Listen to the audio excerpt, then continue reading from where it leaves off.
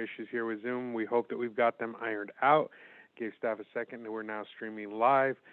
So welcome back as we reconvene the Monterey County Board of Supervisors. We were in discussions about RMA, and I believe either Supervisor Parker or Adams was in mid-comment when we froze up. And so in order to just clarify what direction was on RMA, I want to make sure that there was no outstanding issues from either Supervisor Adams or Parker. Thank you, Supervisor Lopez. I'm glad you asked because, in fact, I could not get my hand up quickly enough with item 3000 Public Works. I noted that there is $1 million less than requested for parks, for salaries and employee benefits, but that the ranger positions were included, and I was glad for that. And I just wanted to get the sense from RMA with all of the changes that have taken place in the park system, all of the issues that we have in our community right now, whether cutting $1 million out of a proposed budget is a great idea.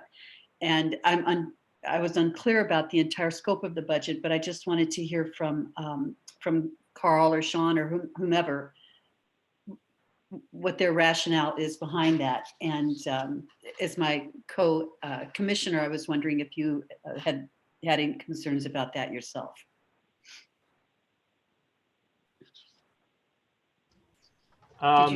Yeah, I had to get added back in, so I'm back now. So that $1 million is relative to the lakes, the augmentations, and so as I noted, I think that's part of a bigger conversation about the lakes. That when we have the plan, we can come back and have that bigger conversation. Okay, that's perfect. Great, thank you very much. Sorry to pull you back in, but thank you. That's all right. Okay, so any other clarifications on RMA before we move on? Just a quick thing, Mr. Chair, if I could. When we were talking about the sidewalks in North and South County and in rural communities, I had suggested looking into safe routes to schools and health and all policies. Another possible source for money that we might want to keep an eye out for is CDBG. Anyway, just want to toss that into the mix. Thanks. Thank you. Okay, without any further questions on those, we'll head into libraries. Any questions on libraries? I don't have a question, but I just, I support the staff's recommendation, but want to go on record that I wish that we could start supporting the libraries beyond just the statutory minimum to ensure that the libraries, which in so many communities really are community centers, are adequately resourced. Especially as we look to the future, if/when discretionary dollars become available, I really think we should take a look at the entire library system and see what we can do to ensure that it's, again, an equitable system. As we talk about that during this critical time, I want to make sure that, that the libraries are funded where the people need them the most. And I was disappointed because I don't think that the Bradley Library is going to be happening, that it's been postponed. And I sincerely hope that we can get it back on schedule in 2021. I share the concerns. Thank you so much for bringing up Bradley. I know we've got good news coming on Parkfield, but we also know that Greenfield is the most used in the entire system. And there's plans for expansion there. And I think that opportunity for us to make those investments will come sooner rather than later. And I appreciate the early support.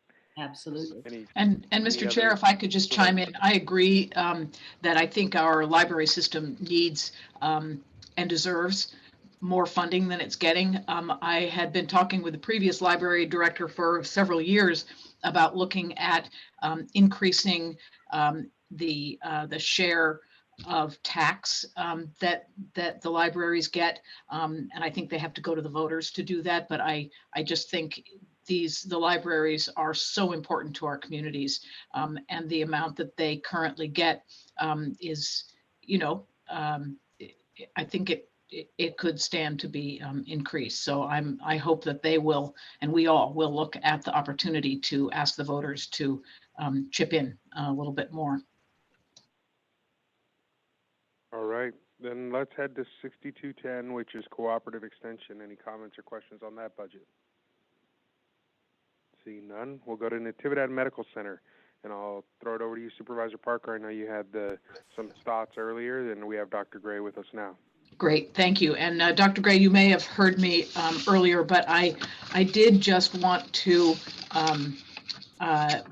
bring up the whole value of Esperanza Care, and I just so appreciate that Esperanza Care at the current level is in the budget, but I was just saying earlier too that the need for healthcare access is so vital always, but of course, especially in a pandemic, and many of the people who can be served by Esperanza Care can't be served anywhere else. And they are essential workers, people who, are so valued in our community. So I was wondering, it seems like the per member per month cost is, incredibly reasonable, and that we, if we can consider adding another 500 or 1,000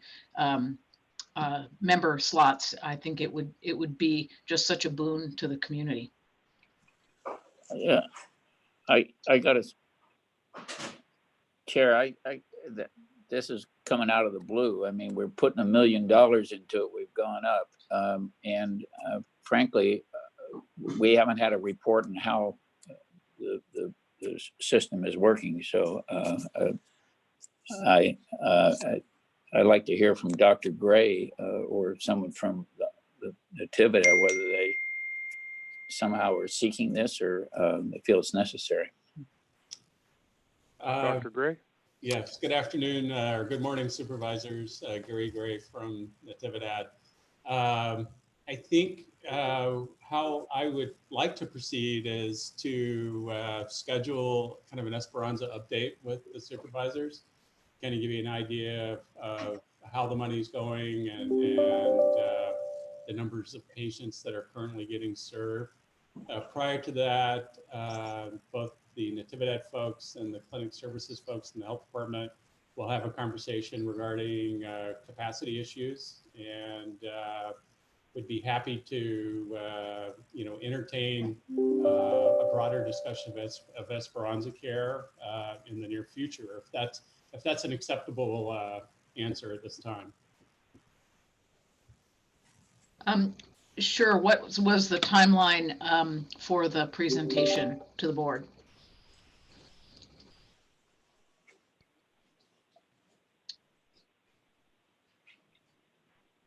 Are you Dr. there? Gray, you're on mute. Apologize.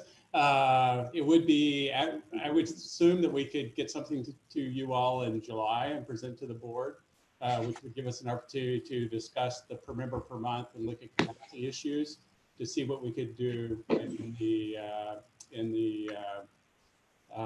under the current budgetary guidelines of Esperanza, see if there's opportunity for expansion. Okay, thank you. Yeah, I'm curious about other board members' thoughts on this. Okay. Supervisor. We're getting the delay again. Did you call on me? Supervisor Alejo? Yeah. Can you hear me now? I think they're Yeah. getting a delay in the room. Well, let's try this. Anyways, on this issue, I certainly support keeping Esperanza Care where it's at in light of our budget circumstances. I don't think this is a year, honestly, a year where we could be expanding significantly new programs that have a significant cost, and certainly the cost per person is significant here. And in light of what Supervisor Phillips said, that's true. There's been no advocacy recently in the budget for increase. There's been no community groups making rounds, coming to the budget meetings. There's been none of that in the last, I think, for the first few months of this year, actually. So I certainly want to be cautious how we proceed, but I do want to remind the board that no other county, surrounding county, is doing what we're doing here. San Luis Obispo, San Benito, Santa Cruz have not implemented an Esperanza Care, and there hasn't been advocacy from the same groups to also hold those boards accountable. There is a big need in the Monterey Bay. We've stepped up and provided $2 million dollars of scarce money to expand this program. And I think we've done it well. I think it's served the community. I think when we're in a different economic situation, we could certainly look at trying to increase the number, but there's concerns about the ability to do that at this point in time. And also, in fact, that we haven't seen much advocacy for that. But I think what I did hear from somebody yesterday is like hearing that it was fully included as it is now in the budget. There's some relief for that because I think people want to see that continue. But I would challenge those other groups to also advocate for those other surrounding counties to do what we've already done several years ago. Thank you.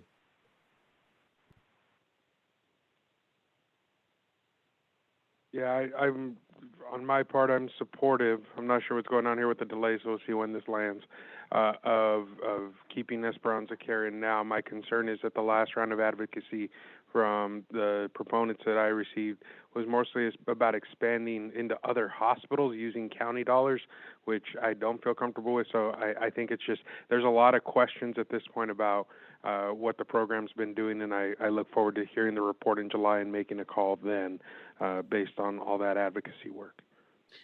I support that approach as well, Mr. Chair. I think just getting the report will be more helpful to guide me in my direction. Thanks.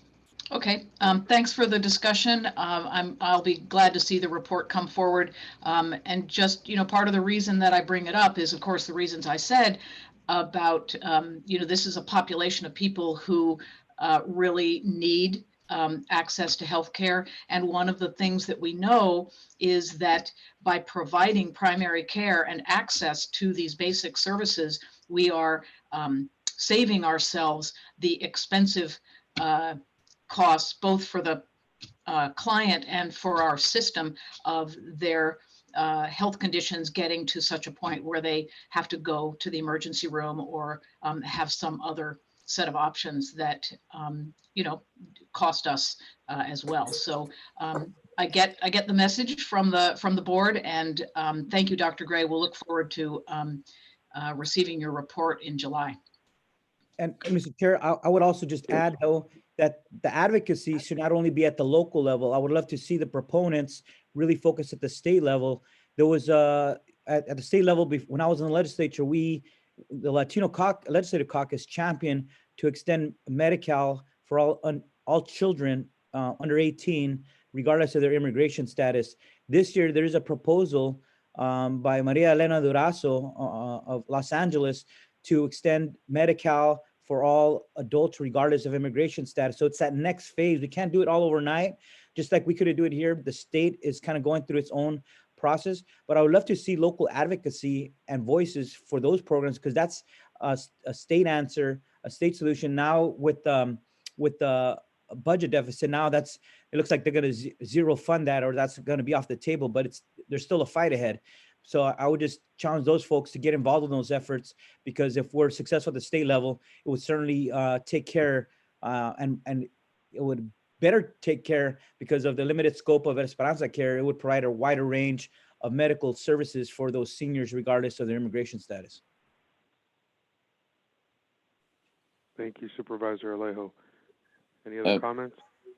Mr. Chair, I know you want to move us forward. I just wanted to maybe step back for a minute. I just was brought to my attention that when going back to the library, that there is a need for a North County bookmobile that apparently the one we have now is outdated and our repairs are out. And so there's a grant request, but I saw that on page 548. It was just brought to my attention. I was kind of asleep at the switch here.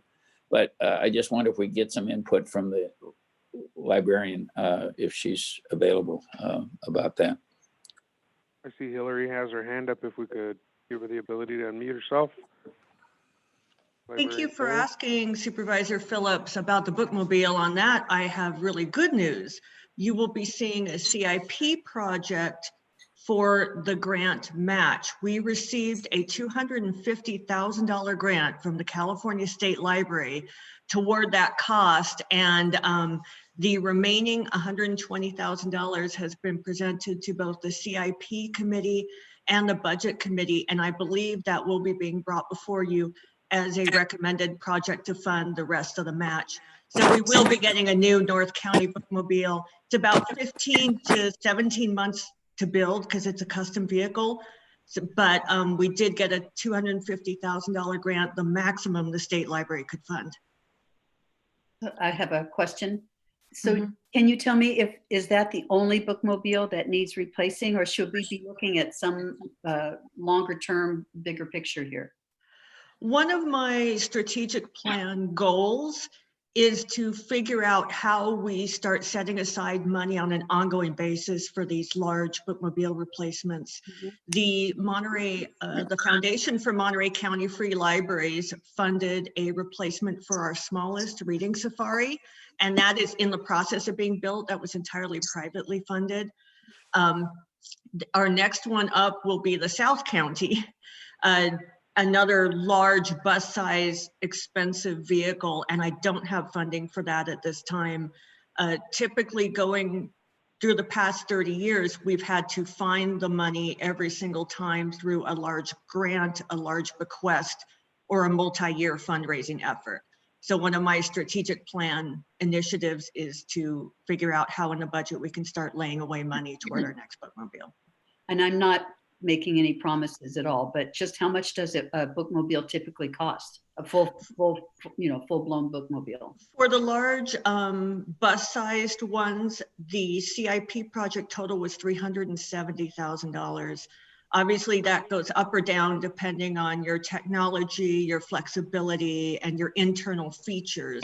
But the smaller one was budgeted at $220,000. So we are talking probably $400,000 for a high-tech, fully featured large bookmobile. You can scale that back both on size and features. Thank you very much. You're welcome. Good. Great work, by the way, because I know ours out here in North County was in bad shape. It was a mechanic's dream. It just kept coming every week, you know. So. Our fleet services was basically begging us to, can we just take this off the road? And I got told great stories of it breaking down and our staff having to deal with it. A reliable bookmobile will allow us to expand services as well, because we did not want to start adding stops only to have to tell those communities, I'm sorry, it's broken down this week. We can't come to you. So we're looking forward to it. All right, thank you. Mr. Chair. All right, I see Mr. Holm has his hand up. Yeah. Old school. Old school. Thank you. So I just wanted to clarify relative to the CIP. The $120,000 is identified in the CIP as unfunded. So there is not funding for that in the CIP. It's part of the list of priority projects that between the CIC and the BC have been identified as priorities, but it still does remain, that $120,000 does still remain unfunded. I just wanted to clarify that. Well, I think we ought to take a look at cannabis for that 120,000 so that we can ensure that it happens this year. Supervisor Phillips, you gonna fight her on that? No, that came from the cannabis queen. I'm not going to fight it. I'm supportive as well. Thank you. Okay, then let's keep moving. So we were on Natividad and somehow wound up talking about a library bookmobile, but thank you, Supervisor Phillips, for that much needed detour. And any other questions on NMC before we move forward? All right, seeing no hands going up, I'm going to take us back to item 6 on our agenda. We're going to go through those items now. So 6A was 1210, the County Council departmental request. Thoughts? Well, I think they run a pretty lean budget, and especially at times like this, we're going to need our council. So with what he was able to get his request down to, I would support it. I wonder if, I think County Council did a good job of getting the money down, but because we're in such lean times, I wonder if we could allocate one deputy county council, deputy 4, or whatever it was. And realistically, to hire someone, it takes a few months. So have it be a partial year amount, so that anyway, just a slightly more cautious approach. Is it something, Les or Charles, that we could wait until the October redo and see how things are looking throughout the whole county and look at it as far as a prioritization at that time? If I may, honorable chair, members of the board, I need these positions now. My staff is working very long days. I've never been able to backfill for my old position that I had when I took this job. So I'm still doing 2 jobs, essentially. I can't continue that way. I need these positions. We have more significant litigation now than we have in a long time. Our numbers are remaining steady. I just need these positions, or else I'm going to have to decide on priorities of service. Mr. Chair, I would add into that, one of the things that obviously I came to realize when I was county council is, and now I see it from the other side, is how often the things that you see at the board level and are crafted and assisted on by deputies in the county counsel's office and put into the shape that you see before you. Most of the things that you see have some assistance from county council before you see it, and the departments are leaning on them for a lot of work that they do. I'm willing to support the request as is, because I believe that when times get tough, unfortunately, more lawsuits come across. I think we're already starting to see that around certain agencies in Monterey County, and I hear more is on the verge, and that concerns me.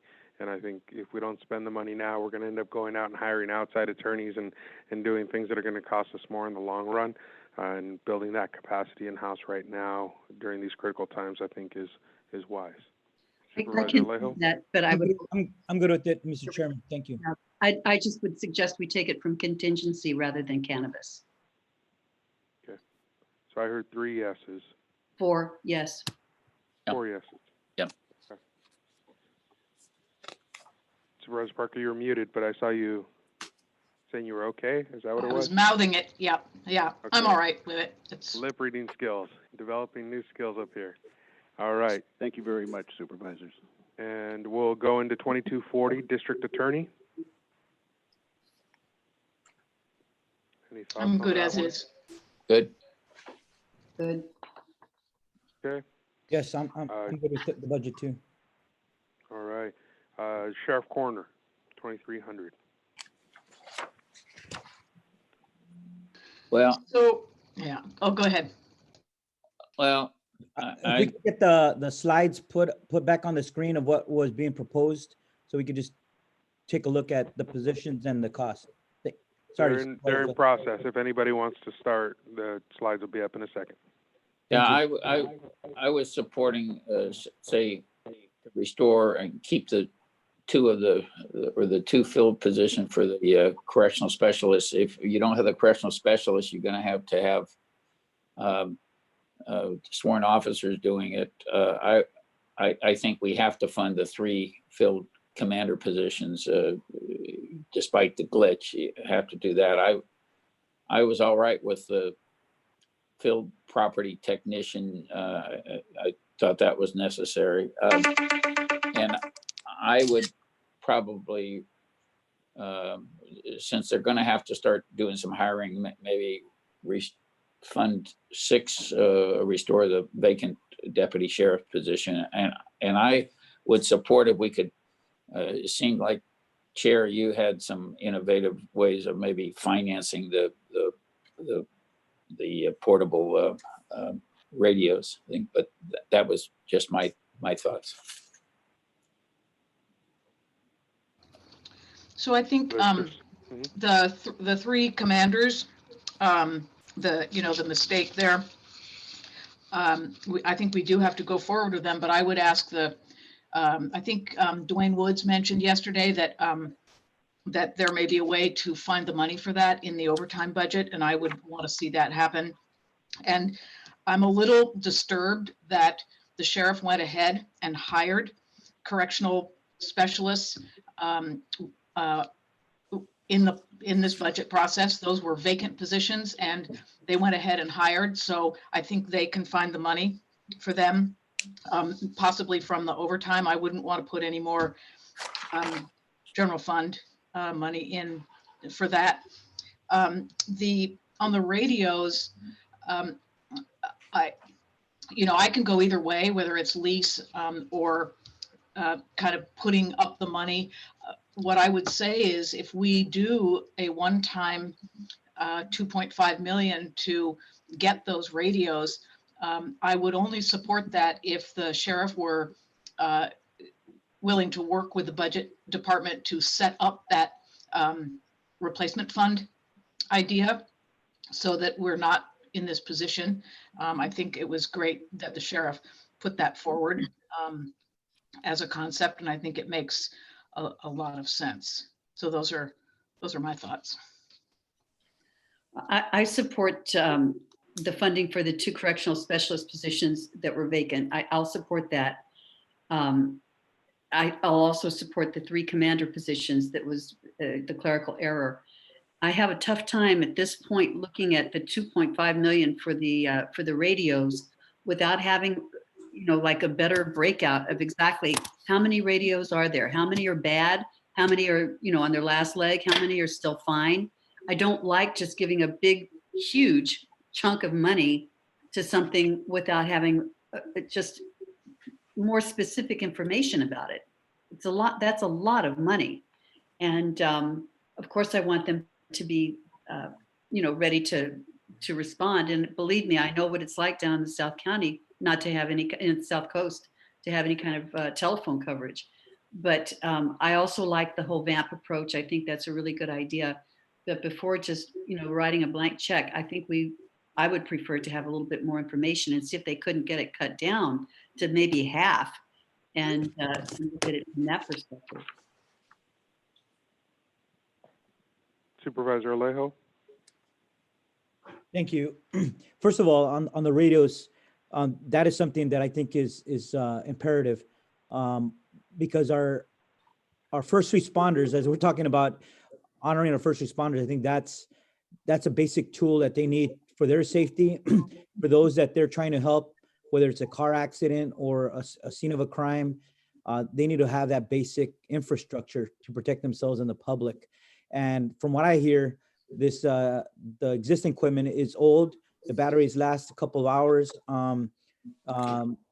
They're in pretty bad shape. And I think unless some of the soups talk to some of the frontline people, they could give story after story about how bad this equipment is. It's unfortunate that our entire county went with this particular provider, but it's a story of those who made those decisions 10 years ago.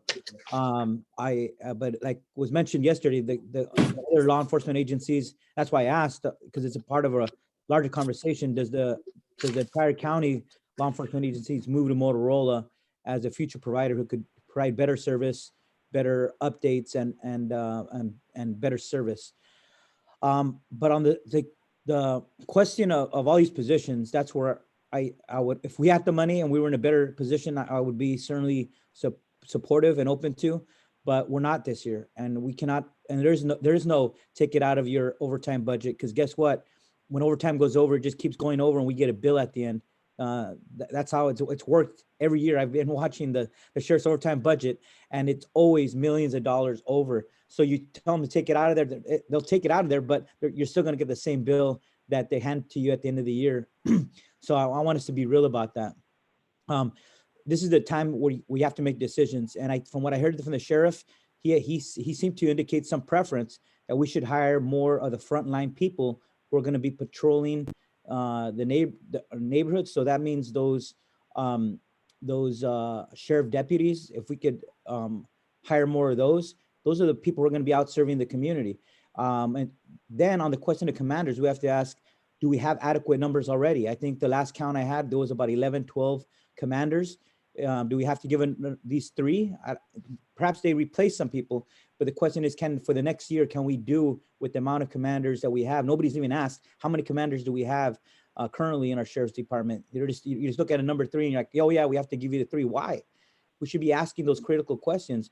Do we have enough commanders to get us through this next year, considering the financial circumstances and considering that this department is asking for a big amount for the radios? And so that's where I would say, and I agree with Supervisor Parker. Why were positions hired if the funding wasn't there to do it? That has to be called out, because had any other department done the same, we would have asked that critical question from them too. Certainly that takes me back a bit.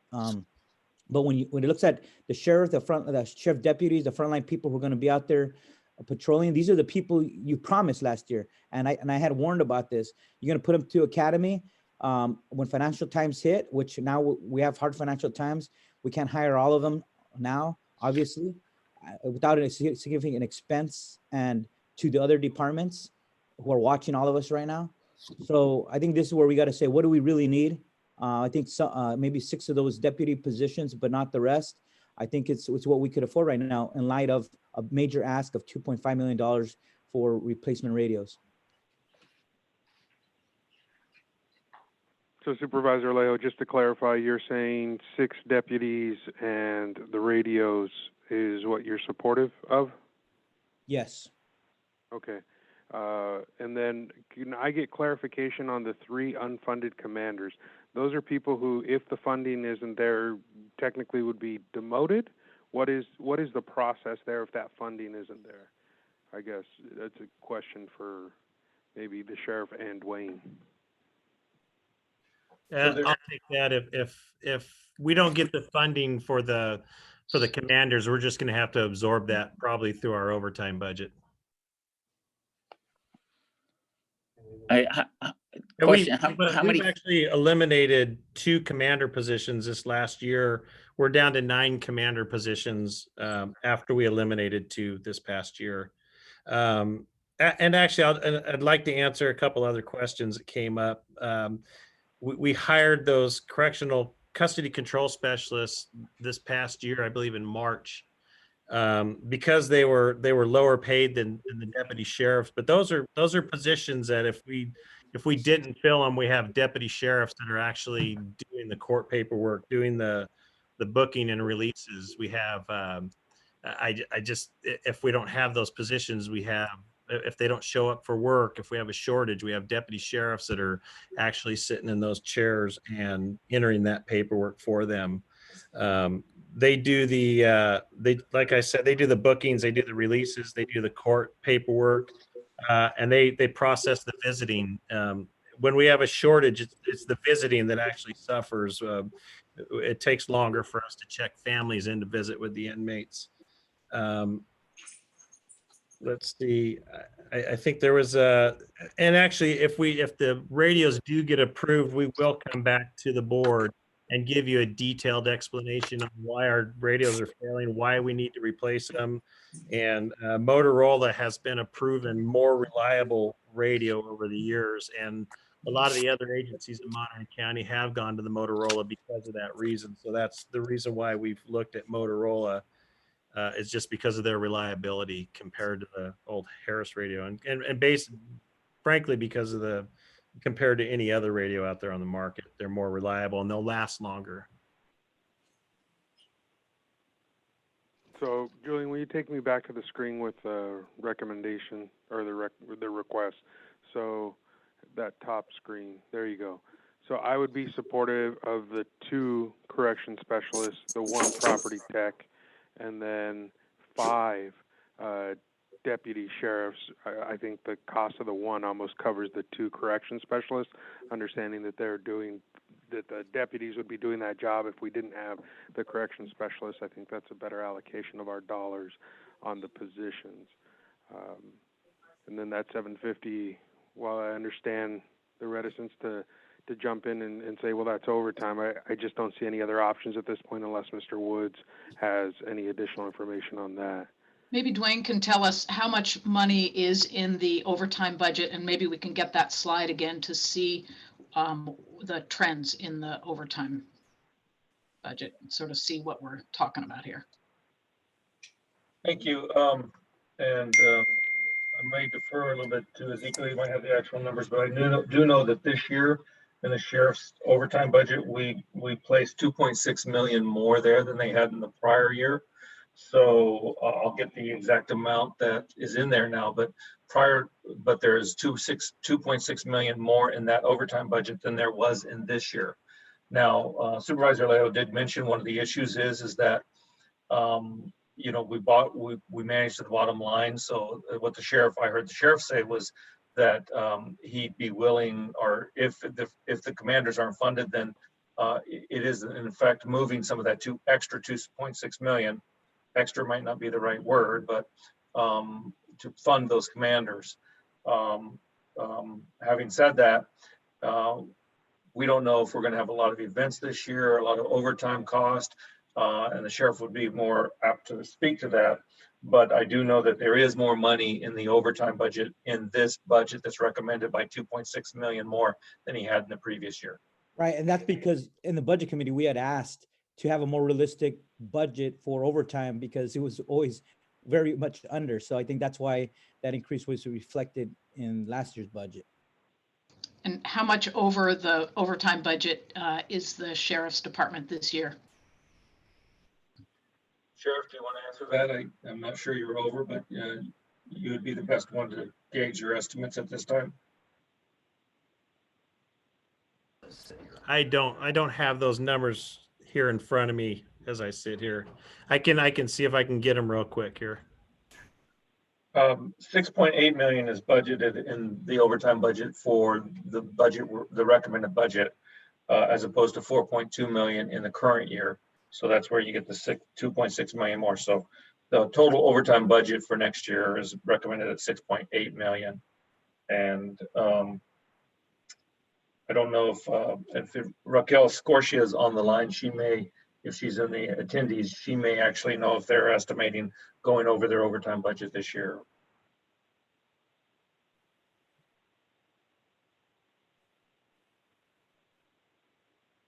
Well, I'll just say that I do, you know, the commanders are, you know, they're there, and it was a, you know, basically a clerical error that left out their funding. So I think keeping them, but having them be paid for out of the overtime budget. I also think that if we're going to keep the two correctional, and I see the value there, then that actually frees up the equivalent number of deputies. So I'm not supportive of funding the vacant positions. I think we've really brought the staffing up in the sheriff's department consistently over the years, and we are restoring the filled positions, and so I feel like we're keeping our commitments to the sheriff's department. So I think really making sure that you know, that they continue to look for savings, keep the inmates at under 900 so that the current staffing is workable, and you know, manage that overtime. If there are events, we get paid back for that overtime, so that I'm not concerned about that part. If I could, according to the forecast, the sheriff's department's forecast on the overtime, they estimate in their forecast, which was done back in February, that there'll be 2.2 million over on their overtime this year. That was their estimate a few months back. And that's what the increased amount. No, that's what the current 4.2 million. So right. But that's above the 4.2 million, not 2.2 above.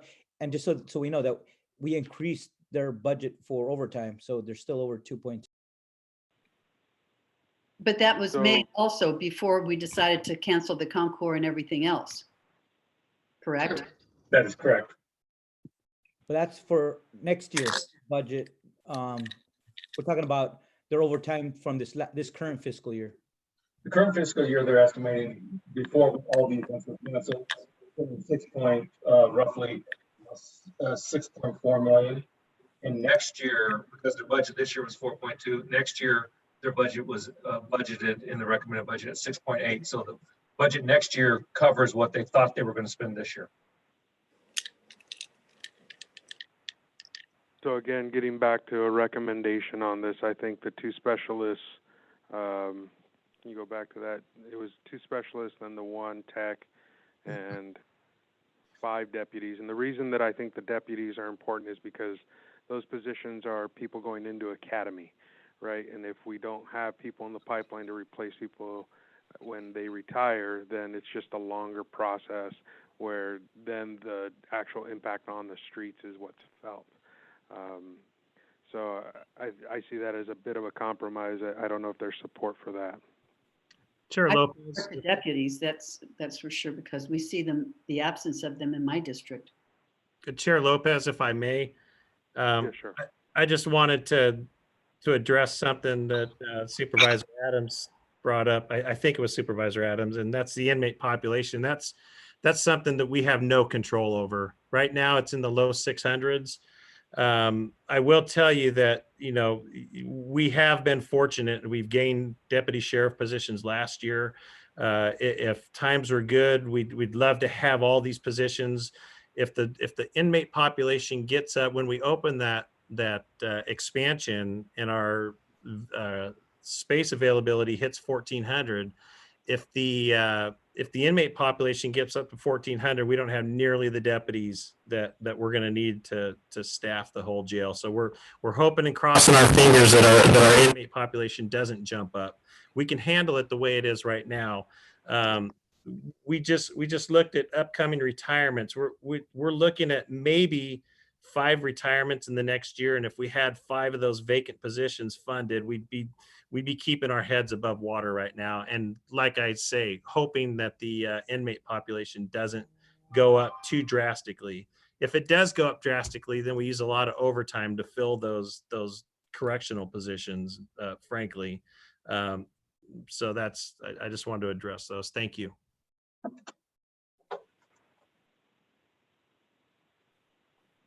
So again, I had a proposal on the table with the two correction specialists, the 1 property tech, the commanders coming out of overtime, and 5 deputies.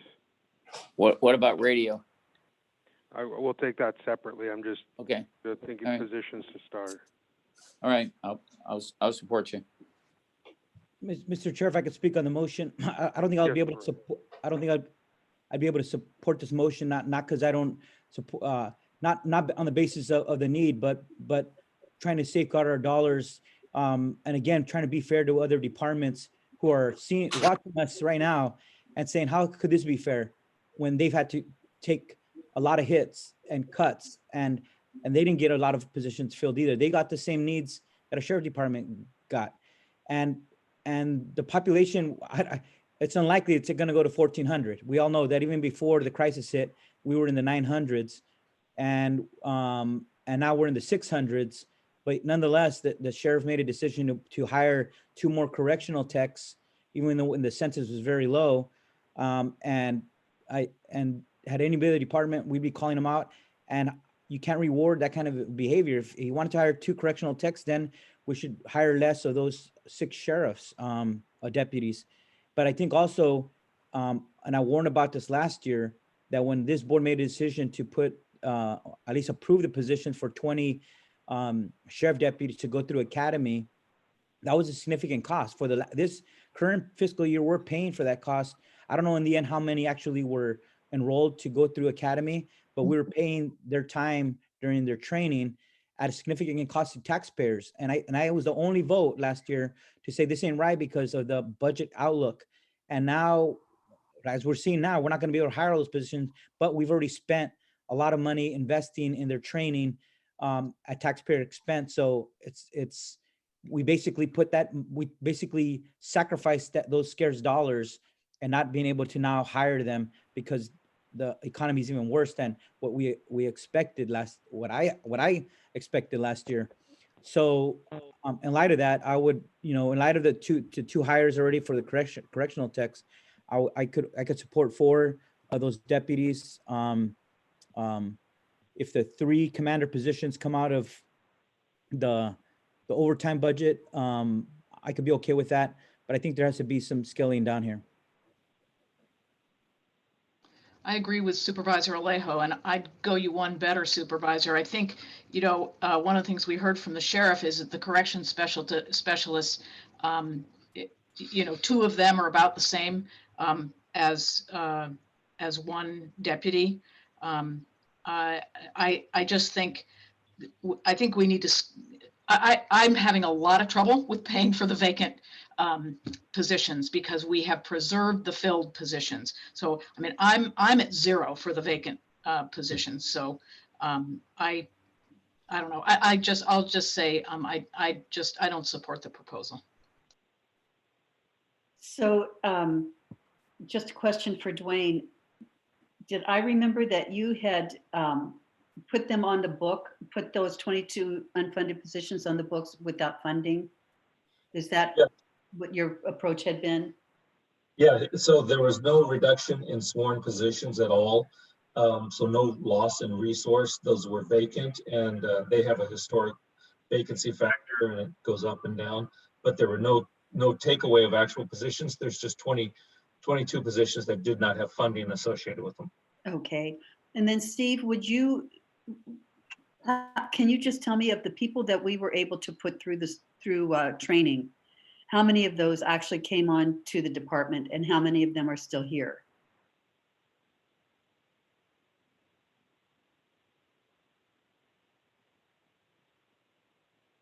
Mr. Sheriff, did you hear me?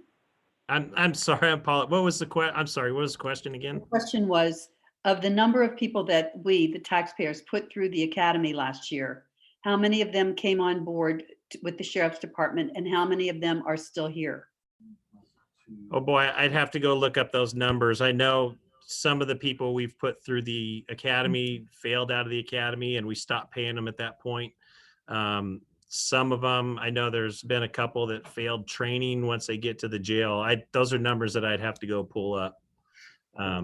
But that's normally what agencies do is they hire somebody, we pay them to get through the academy, we work with them, we try to make sure they're successful through the academy, we try to make sure they're successful in their field training in the jail. We want them to succeed, but we don't want people that are gonna, like we saw this last week, we don't want to hire people and get them through training if they're going to be a liability to the department either. So as far as people we put through the academy and didn't make it through, those are numbers that I would have to go dig up and find. Okay, thank you. I would say it's a low number though. A low number that are still with us or a low number that have dropped out? A low number that either failed out of the academy or didn't make it through FTO program. So I could support Supervisor Alejo's recommendation, which was rather than the 5 that I recommended, 4 in the deputy with the other 2 and 1 filled. Supervisor Phillips, what are your thoughts on that? Yeah, I could go with that. Supervisor Adams? Yeah, I was going with you, but I can go with the modification. Supervisor Parker, still a no? Yeah, I'm still a no. I think those vacant positions, preserving them without funding is good. And so funding them, I just have concerns about that. So I'll stay a no. Thank you. Okay. So we have direction on those, and then I want to jump to the question of radios. I want to propose, I agree with Supervisor Alejo wholehearedly, and I have spoken with some of our frontline folks who this is a key concern for them, 2 hours on radio life. What I proposed yesterday is I still stand behind, which is to pay 1.25 out of cannabis funding this year and 1.25 next year, with the agreement that a VAMP will be set up to cover all future costs. It spreads it over 2 years. But I would also ask that maybe that's the amount that we okay, but ask Dwayne to continue to negotiate. I understand the first proposal that came across the table was higher than that, but it's been negotiated down over time, and I think we have a great negotiator in Dwayne, and would like to see if we can't get that number even lower.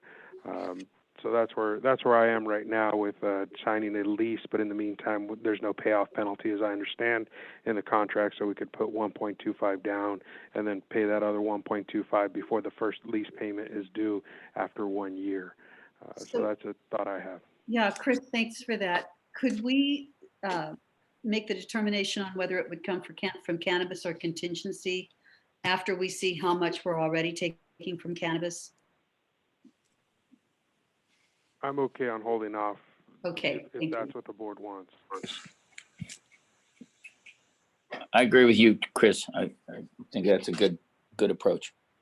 I could support that also. Supervisor Parker, any thoughts? Yeah, that's fine.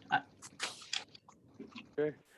All right. That covers the sheriff's requests, and we will move forward into the Ag Commissioner, who gave us a great presentation and had no requests. So thank you, Mr. Ag Commissioner. Are there any questions from board members? No, we need more like that. All right, then we'll head into health. What's actually labeled health and sanitation on this agenda. Perhaps that's more formal. Thoughts, questions, concerns from board members? Well, I have some pretty strong feelings of animal services. We've been working on that. We've been trying to get animal services back where it should be. I worked with the city as we tried to come together on it. So I really think we need the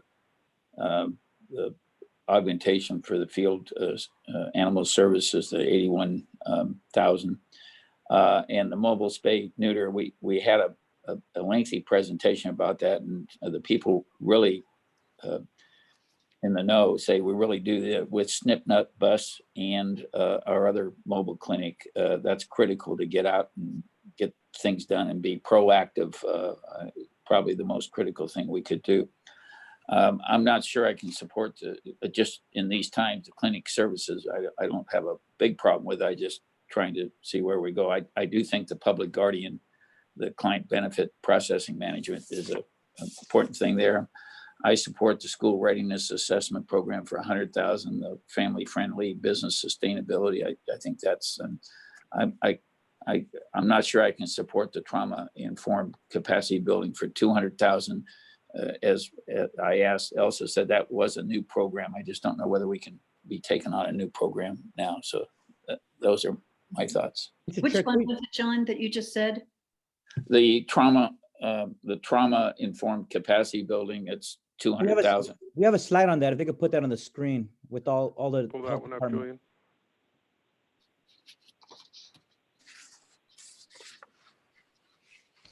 I have a question as we're finding the slide.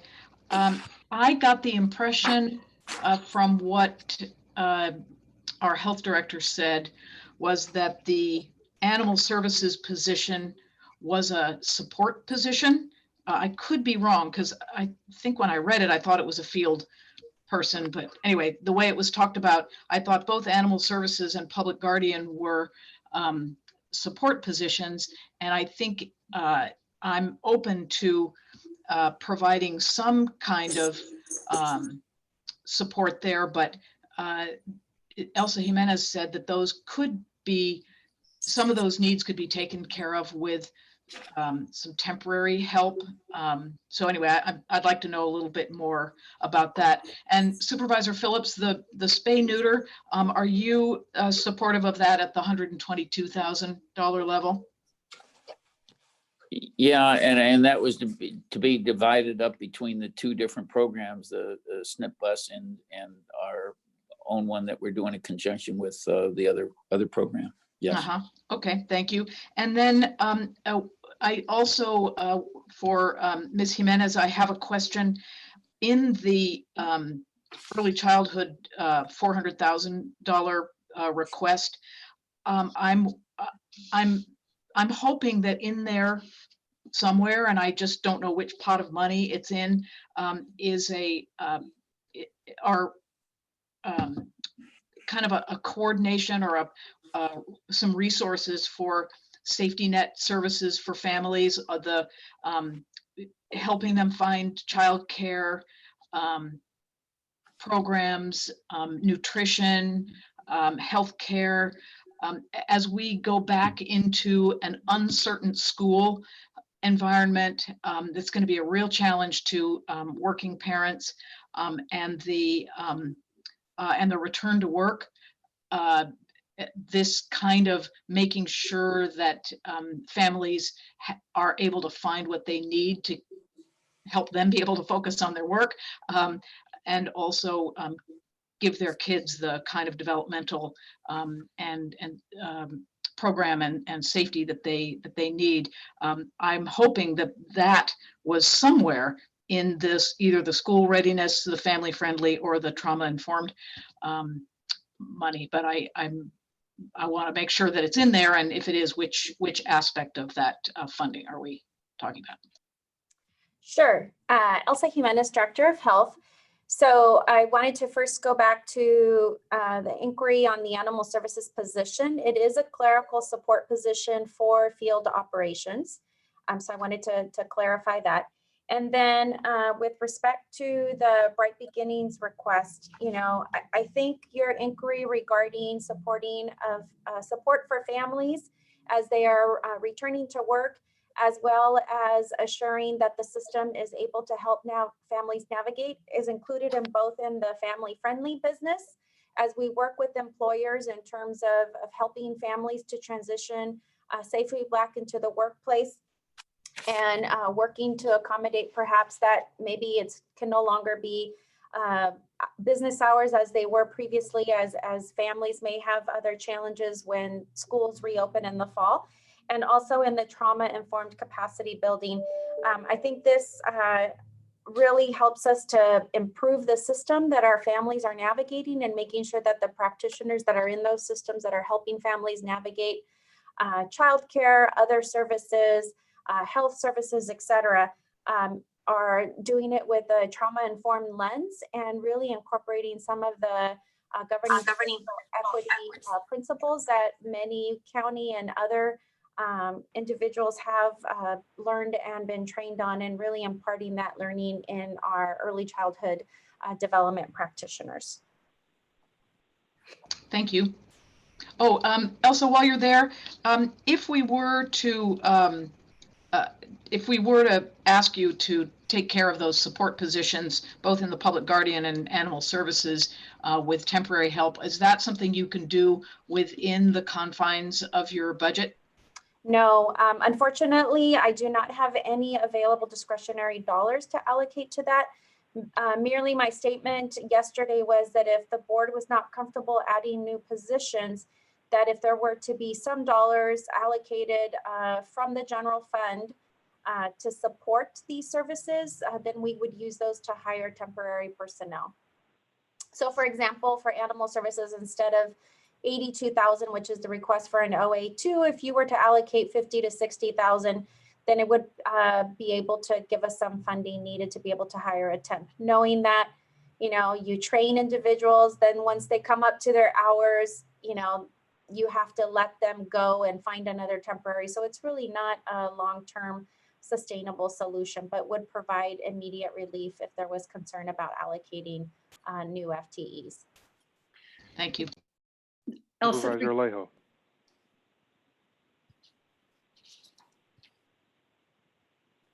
Thank you, Mr. Chair.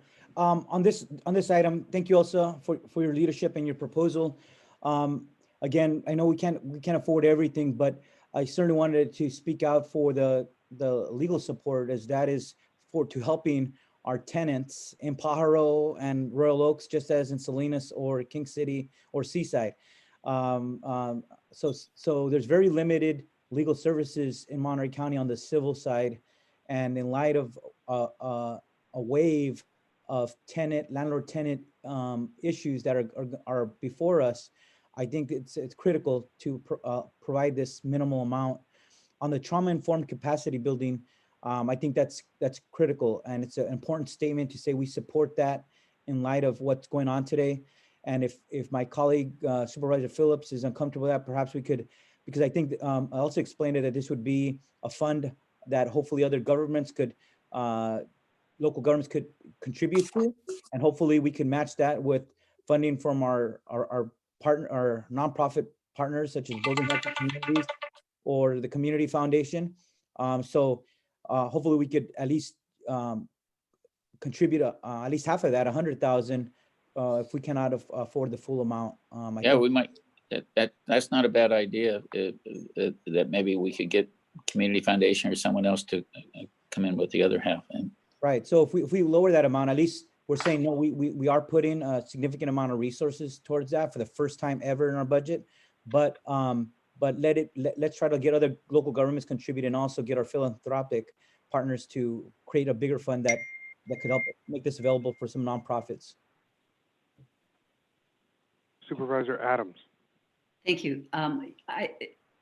Elsa, could you do the program, the trauma-informed capacity building, with 100,000 in the hopes of getting another 100? It would be very challenging to be able to implement the strategies and activities that have been presented by Bright Beginnings without the full funding. As you heard me say yesterday, your seed money provided last year for expansion of Bright Beginnings has really drawn in state and other dollars towards that effort. And so in order for us, I would say, to be able to fully implement what we propose in this line item, which is really bringing in participants, training them, doing community learning sessions, so that they could fully support families entering the system, we would need the full $200,000. And I think that would also give us additional leverage in terms of fully implementing this strategy, in terms of drawing other funders for future years. Okay. Yeah, thank you for that. And then tell me over on the health request side, when you say that it is scalable. So what I meant by that is, obviously we're still kind of in shelter in place and getting our clinics up and running. We may not be as successful as we have to make sure we still meet the social distancing requirements, et cetera. So scalable, I mean, instead of, giving me a full 12 months for mobile clinics, you could probably give me maybe 8 or 9 months. That'll give us time to work with the mobile clinics to make sure that they have protocols in place to be able to provide this medical service for community animals. Thank you. And then could you do the same with the trauma-informed capacity building? Could you start like 3 months into the year or 5 months into the year so that it wouldn't take the full 200? Potentially, I'm looking at kind of the timeline, and First 5 and Bright Beginnings are geared up to be able to start these programs effective July 1st. So if we had to scale back, potentially, maybe 3/4 worth of funding could still help us make some meaningful headway in this, the trauma-informed capacity building program. Okay, yeah, I would be supportive of that. I mean, I'd be supportive of the full 200, but if we ratchet it down to 75%, if my colleagues would be willing to go along with that, I think I would certainly be supportive of that. I completely am supportive of both the animal services requests and the legal services request through CRLA, and then the public guardian. So I'm seeing everything and would be willing to reduce the trauma-informed capacity building under Bright Beginnings if I could get support on that. yeah, I'm good with that. What were you proposing to reduce the trauma-informed to? Reduce it by 25%. So I think that would make it 150,000. I'm good with that. So it's the 150 plus the 296? Scalable number? Yes. Well, 150 for trauma-informed capacity. The scalable number, I believe, referred to the health request. Right, left side. So I'm looking at 350 on the right and 296 on the left. Yeah. Yes. Yes. Okay. Yeah, I'm supportive of that. great. Okay, we're good. All right, everybody's happy. Thank Jane, you. are you happy? Well, All right. I can go along with it. I think nickel and diming the Bright Beginnings is a little silly. You know, what we've seen is that the Bright Beginnings takes initial investments. It's a one-time thing. It's absolutely what the community has told us they want us spending cannabis money on. So I would actually support the full, you know, request. So I'm happy enough with what's being proposed, but Let's do it. I concur with a happy enough. Sometimes that's the best you can get. All right. All right, any other thoughts on this? All right, let's move forward. Make sure I'm in order here. I think we're down to public assistance, social services. Ms. Medina's coming forward, and I'll go ahead and open up the floor. Any supervisors with comments, questions, ideas?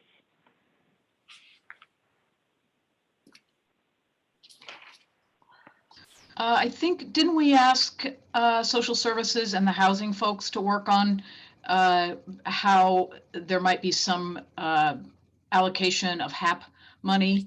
Did that happen, and can we see Magical how that might help us? 400,000. Yes. We're just waiting for a slide to come up. We have new slides coming.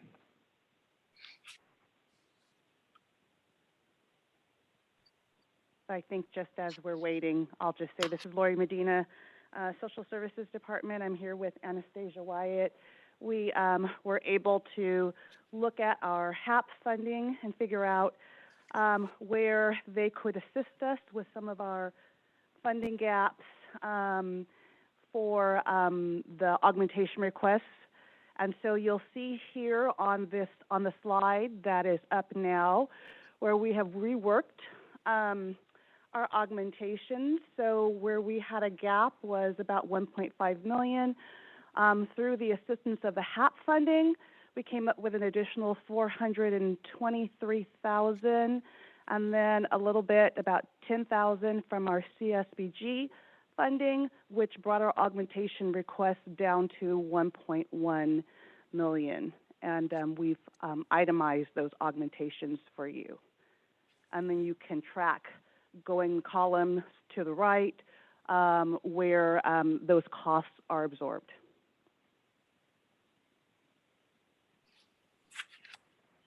Well done. Ms. Medina, a question. So in this proposal, does it keep whole person care whole with these within this budget, or is whole person care separate? So that still does include the whole person care gap, the 6-month gap in funding. Yes. Okay, great. Thank you. And Thank what you you for now let Anastasia come up and talk about the HAP budget and how it impacts the HAP budget. Yes, thank you. Okay, hello, everyone. So looking at this budget here, this is where how we originally had submitted the budget for the 2.6 million is in the column for original budget. And we worked on the budget with the needs for social services programs that are related to homeless to keep going here. We were able to work it in with some of our youth programming funding that is a requirement, the $50,000. And we will need to take funding out of our rapid rehousing budget to continue services for the Franciscan workers. And we also looked at our landlord incentive budget, is where we took 100,000 out of, and some of it also will be coming out of some of the capital projects that we had intended for under this budget. So those are where we will have reductions in our original allocation under the HAP grant. What capital projects would we not be doing? We had originally looked at the VTC. The VTC had some units that they needed to be rehabilitated for ongoing, so that they can continue to serve as transitional housing ongoing. And then the commercial kitchen within, from the Methodist Church in Salinas needs additional funding. That was another project that's been, that's come up recently that we were looking at utilizing funds under the HAP budget. I think we're still going to be able to look at those programs, and I'm working with social services on how we can leverage our funding to make sure that we continue with some of these programs. Thank you. Supervisor Alejo. That was from last time, sorry. Supervisor Parker. Thank you. I really appreciate this collaboration. This really helps us get to a better place, I think, and using money appropriately. So Supervisor Alejo, thank you so much for recommending that we ask that this conversation happen. So in terms of the money that we're still being asked for, I would really like to see the CalWorks match. I'd like to see you, Ms. Medina, try to get that from realignment and come back if that's not successful. That's where it's been, it's been sourced before. I get it that this is going to be a nerve-wracking year, but rather than giving up in advance and asking the general fund to take it, I think I would appreciate you working it through realignment and coming back if that doesn't work. And then I really like the COVIA idea. I just am, what was supposed to happen was we were supposed to get a presentation back about options for funding. And I'm just not comfortable in this environment allocating this money this way. I like the program. I think it's great, but I just have concerns at this point in putting in an allocation. I mean, the AAA is already putting in money. We didn't get a chance to really discuss how much we'd like to put in. It's just coming back with this. I think this is the gap amount, and I appreciate that, but I just feel like this may not be the right time to make that allocation. Thank you. Okay.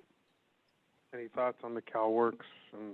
Yeah, I mean, so we certainly, I do appreciate those thoughts, and I think we can certainly go back to the drawing board and just kind of talking it through with my finance person. I mean, it will be challenging, and we'll rework our admin budget and see where that gets us, and certainly we can always come back later if we just can't make the numbers work.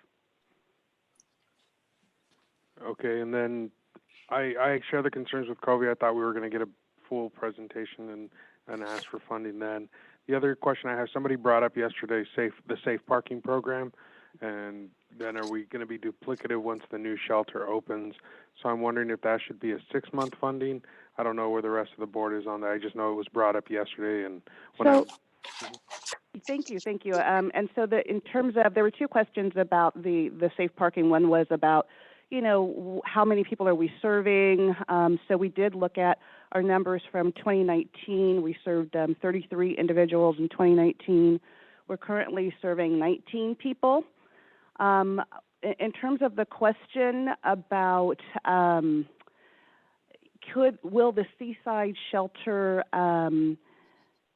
meet those needs for those individuals, I think we are talking about different individuals. The Seaside shelter is for, women or families with children. And I think we have a mixed population in terms of who is there at the safe parking. So I don't think it will completely meet our need.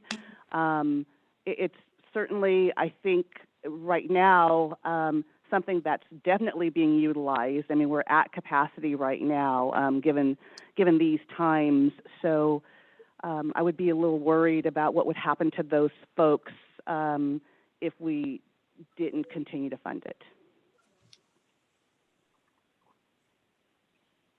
I guess my only concern there is that we do pay for that out of cannabis every year, right? And this would Correct. be year 3 of the same program or 4? No, it'd be, is this 2 3. or 3? It's year 3.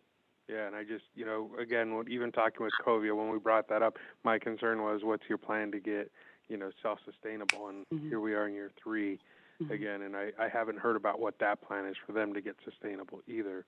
Okay. It's just the, dependence on the cannabis funding. So that's my overall concern. But again, I'll look to the board for any recommendations on this budget. What's the overall cost for the Seaside parking program? $139,630. I don't hear Jane say anything. We'd love to hear from Supervisor Parker. Well, this is the program that has been out in front of our coastal office and has been very successful. It can accommodate 12 to 15 cars at a time, and people come through. And after usually about 3 or 4 months, they're able to find better employment, find stable housing. It's been quite successful. It is now moving. I'm not sure of the timing, but part of our challenge has been that the City of Marina at first was very much against having it there. They're now fine because there haven't been any problems. But the developer of the Dunes project there is concerned. They don't want it to be there at the time when they're ready to bring their new development to our offices basically. So we have been looking for another location, and Reverend Lusk at Bethel Baptist Missionary Church in Seaside is willing to host it. So and we know that this fills a need. We need a whole continuum of strategies for people who do not have permanent shelter. And so this has been a very successful program, and I think it merits continuation. And if I could just also mention that, even with the site in Seaside, it's considerably smaller than the site in Marina. And one of our challenges is that the site in Seaside cannot accommodate RVs and trailers. So we continue to look for alternate site for RVs and trailers. So when we no longer have access to the Marina site, currently we will not have another place for RVs and trailers. Right, and I would be supportive of keeping this. It's a nominal amount, but it's something that's so big for those 20 individuals or families. They will have nowhere to go. So if we close this down, you can expect those vehicles, whether it's 20 or 30 or 35, as it fluctuates, they will be out in the street in harm's way and without those services that we're currently providing. So when you look at the overall budget, I think it's worth advocating to keep this for these families and individuals. I actually have had some concerns, but with the number of people and the location, I don't think that was the ideal location. But I think the church parking lot that you mentioned, Reverend Lusk, might be a better, more appropriate location for it. So I don't have a problem if that's the direction of the rest of the board. Yeah, and Supervisor Adams. Thank you very much. I've had my hand up for a while. It's getting tired. Are they receiving program help, wraparound services at the safe parking site, or do they go someplace else for services? No, they receive program services on site. Great. And do we have any statistics on the success? I know Jane kind of gave us an idea, but do we have some documentation on how that's working for them? We do. We know how many people have come through and how many people are still getting case management services that we can certainly provide very readily. Okay, great. Thank you for that. Yeah, I am supportive of keeping it going. And in fact, it looks as if most of these programs I would be supportive of. When we talked about Covia, I liked the idea of it, and I was active in the Covia program in a certain sense when Alliance on Aging did it many years ago. I just feel that to start a brand new program in these times would be a challenge, even though I think it's the kind of program that a lot of people could benefit from. You know, people who are unemployed but have their home, and to be able to rent a room out in a sense or share their home could be a very sort of life-altering experience for them.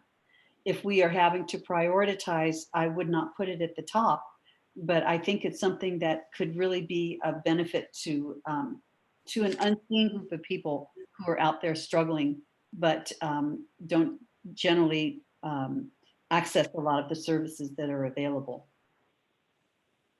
Yes, and I just wanted to mention too, with the COVIA program, you know, one of the items of direction that we received from this board was for them to see if they could get other, you know, support from other jurisdictions as well. And just, you know, with COVID having hit, they have not been able to engage and get the kind of traction that they would have liked to have gotten. So certainly this is something that will not be forgotten by us, and, you know, we'll give it that old college try again.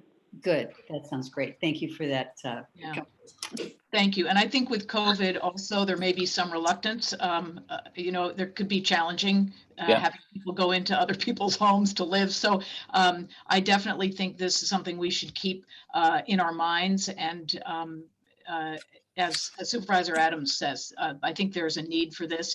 And but I just think for us to plunk all this money in at this time, it's just not the right time. Okay, so am I hearing that? Oh, I see Supervisor Alejo's hand is up. Well, I was just going to respond to Supervisor Phillips' suggestion about any move. I think we're always open to looking at where a more effective and accessible location may be, but that takes time and planning, and that needs to come, and we can't do that at this point in time. So in the meantime, keep status quo, but in mind, if there's an opportunity to move it to a better place, let's do that this coming fiscal year with some thought and planning with our staff and our nonprofit providers. Yeah, I thought that's what they said. They were moving to the church parking lot. So, is that right, Lori? Yes, yes, absolutely. And the church parking lot is a part of the program, but as I said before, just the size of that parking lot couldn't fulfill our complete need. We had some other thoughts about maybe some county-owned property where maybe we could move to. We just haven't gotten that far along in the conversation yet, but we are still moving towards finding some place for our RVs and trailers to be able to park as well.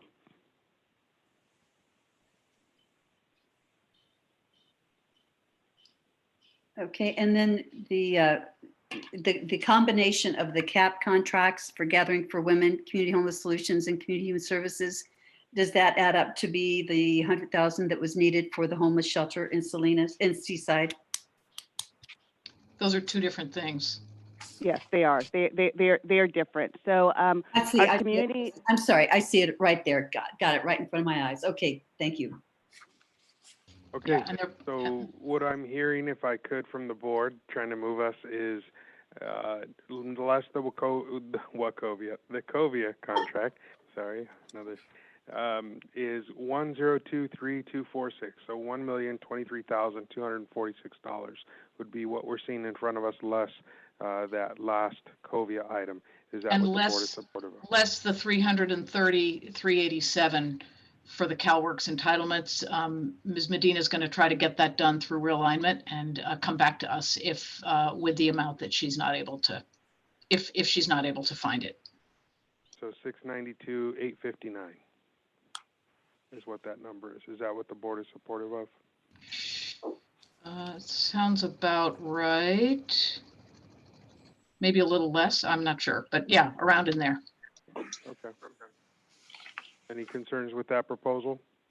I agree. I'm good. All right. Okay with it. All right. Thank you. Thank you. Now I have to ask, is there anything that I've missed? Looking to staff.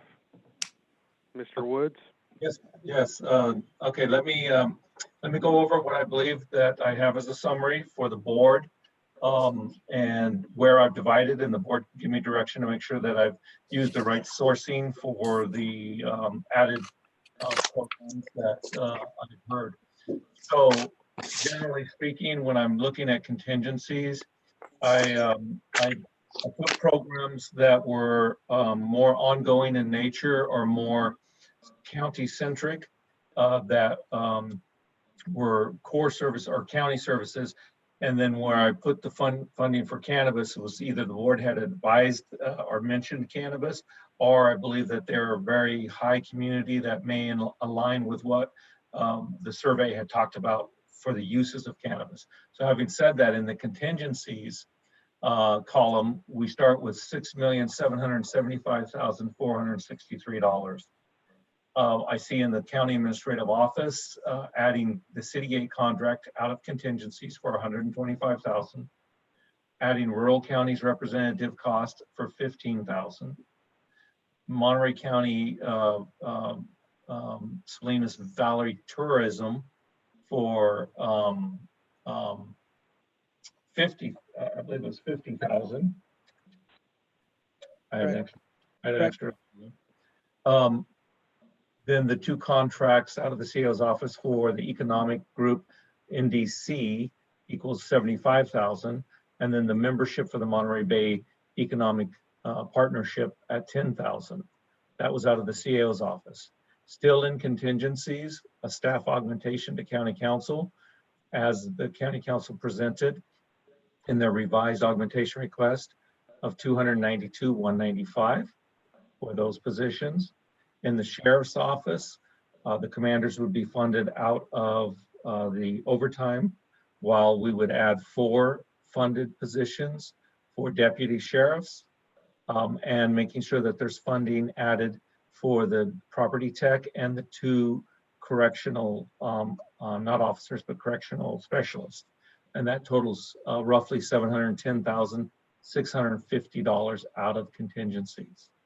The health office on the side of the staff augmentation side of contingencies for $296,684, and that's the revised scalable amount that they presented.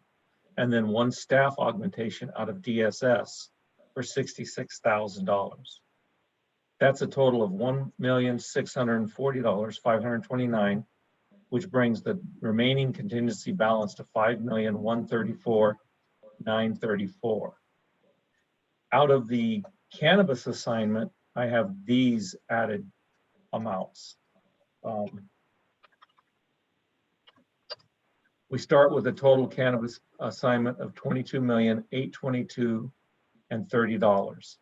I have the Salinas Valley Promise, which is $200,000, but it is actually a 5-year commitment for $1 million. But this year it's only $200,000 in the CEO's office. Dwayne, that was not Salinas Valley Promise was a one-time 200. The 200 was the housing trust fund that we're setting up. You got it. Right. I got sidetracked. I just saw $200,000 and started thinking that. Salinas Valley Promise at $200,000. The California Cannabis Authority JPA at $50,000. Pajaro County Sanitation District at $200,000 out of the cannabis assignment, which may be qualified as a loan for potential repayment in the future.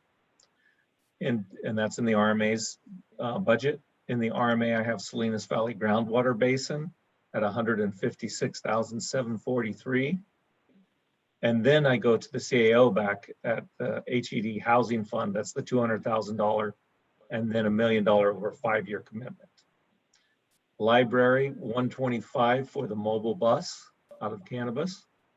The sheriff's radios, and I know that there might be some discussion on this, but for the time being, I put it in cannabis at $1,250,000, $1,250,000 for this year, and then another $1,250,000 for next year, with the caveat that the sheriff has to figure out how to fund an ongoing replacement fund, so this doesn't come up in the future out of their current budget and future budgets, as well as to see if we can negotiate better on that contract.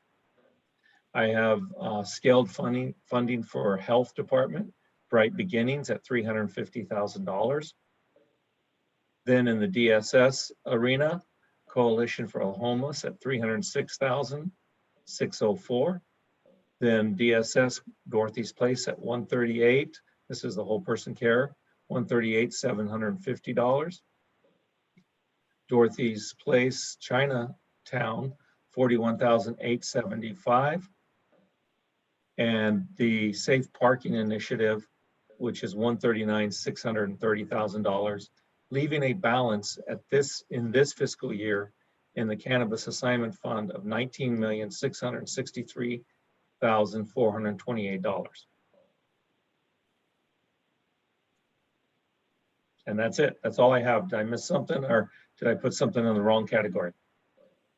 Members, any questions or comments?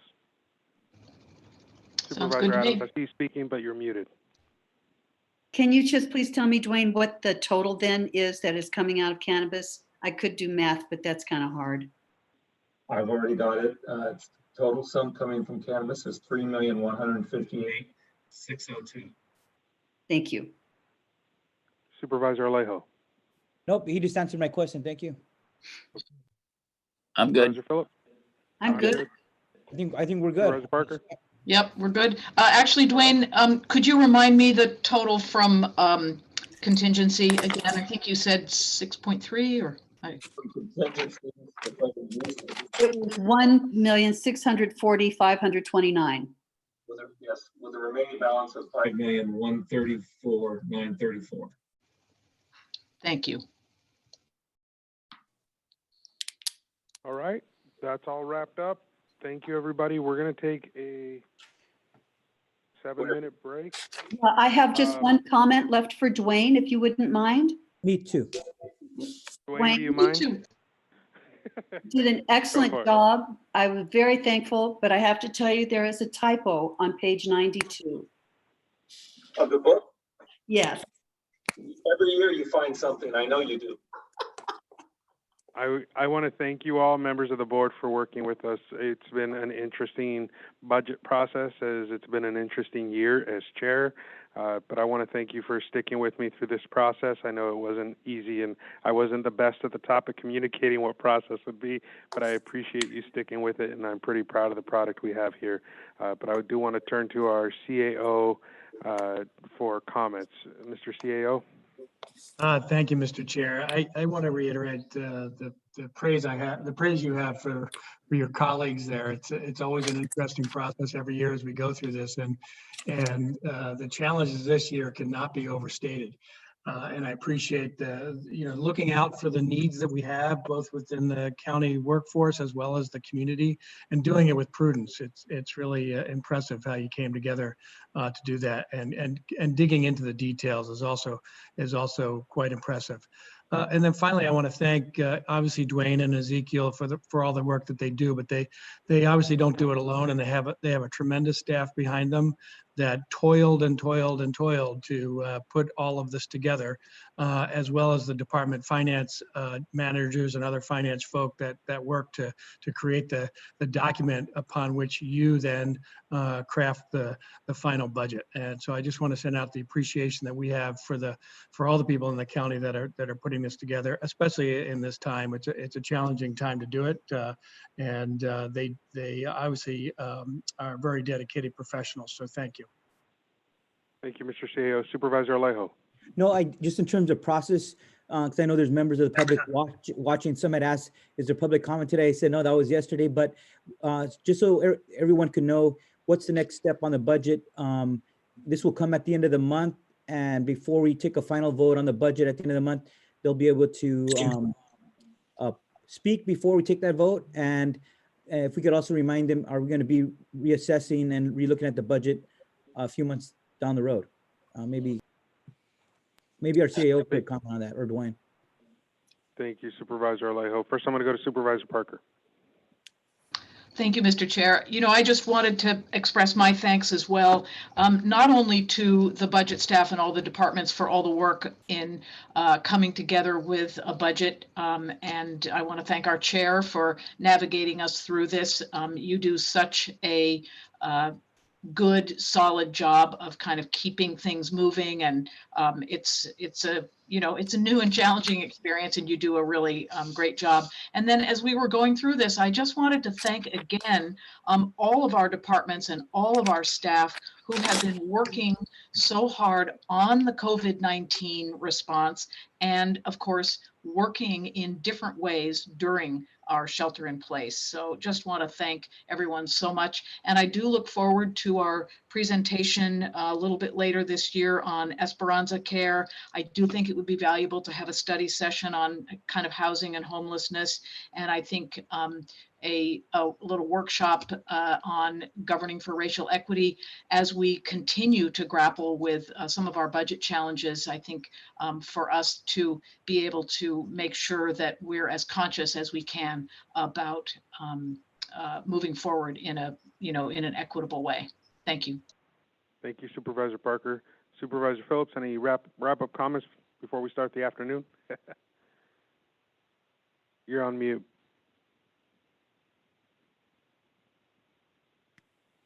We had a tough job in front of us, but I appreciate the guidance that you gave us, Mr. Chair. You did a good job. So, thank you. I appreciate it. Supervisor Adams, any final comments? You're on mute. Sorry. I was saying thank you so much, Chris. You did a really great job in navigating us through this.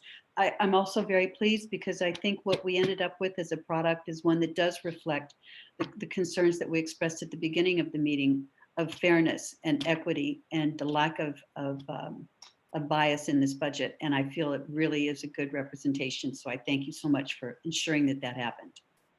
Thank you, Supervisor. And then, Dwayne, do you mind just sharing with us sort of next steps? As Supervisor Alejo alluded to, we'll let you take us out with some thoughts about next steps and when we'll revisit the budget process even after approval. Thank you, Chair, and thank everyone for the clear and good policy direction that we were given through this process. Obviously, the next step for us is go back and modify and bring the budget for adoption to your board at the end of this month. Once we get adoption in this year, though, I believe that it is just the beginning of where we're going to need to go with our county's finance and our county's budget. Knowing that we put this together and that it is a very, it was a tough budget, but it was really a hold steady and a hold stable budget through a very trying time through COVID, where our whole economy has been shut down. Those impacts of that shutdown to our economy has manifested in our revenue streams in many, many ways. What this budget allows us to do is have time to fully assess how those are impacted. Unfortunately, I believe within toward the end of the month of August and September, we'll be back talking to your board and to your proper committees about the reductions of revenue that the county has experienced. Those reductions of revenue will require us to revisit the ability, our ability to fund what is in this budget today. And I unfortunately have the feeling that those impacts of loss of revenue will be quite substantial and probably more substantial than we've ever experienced in the past. Meaning, many of the things that we have in here that are great programs that serve our community, we will be very hard pressed to find the ability to continue those programs. It will probably require some really tough decisions. And unfortunately, we'll have to bring those to your board again, probably within 3 months. Having said that, I think the answer to getting through this, as the supervisors have said throughout this meeting, is to look at it as an organization as a whole, to step into it with all 5,000 county employees and figure out a way that we can mitigate the impact to all of us, because when we impact our organization, we also impact the community. And we surely do not want to add to the economic tough times that we're going to be facing. So I think a lot of things and a lot of people will have to come together in 3 months from now to get us back to balance. Thank you, Mr. Woods, and for that realistic outlook. Right now we're at 1:31. We will reconvene at 1:35 to kick off the Water Resource Agency agenda. Thank you, everybody.